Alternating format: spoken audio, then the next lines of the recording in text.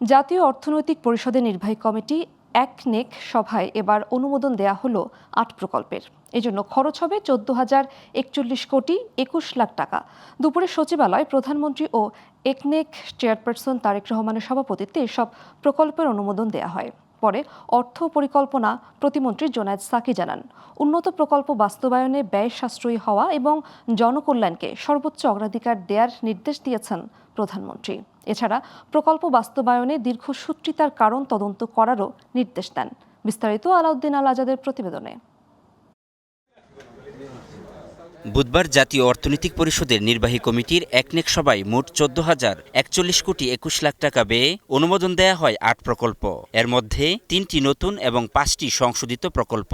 আর খরচের মধ্যে সরকারের নিজস্ব অর্থায়ন ১০,৪৯৪,২১,০০,০০০ টাকা এবং প্রকল্প ঋণ ৩,৫৫০,৪৪,০০,০০০ টাকা। সচিবালয়ে একনেক সভা শেষে সাংবাদিকদের সাথে কথা বলেন অর্থ ও পরিকল্পনা প্রতিমন্ত্রী জোনায়েদ সাকি।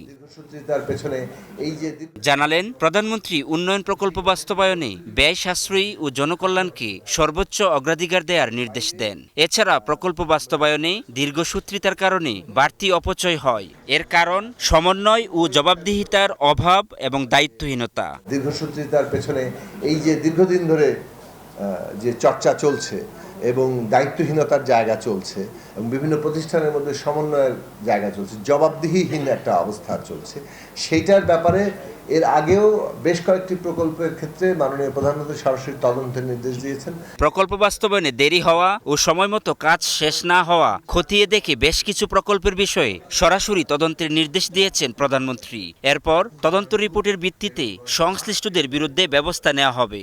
ব্যক্তি চিহ্নিত এখনো হয়নি। তদন্ত রিপোর্টের ক্ষেত্রে একটা জবাবদিহীন পরিস্থিতি তৈরি হয়েছিল, সেই জিনিসটা তদন্ত রিপোর্টে বেরিয়ে এসেছে।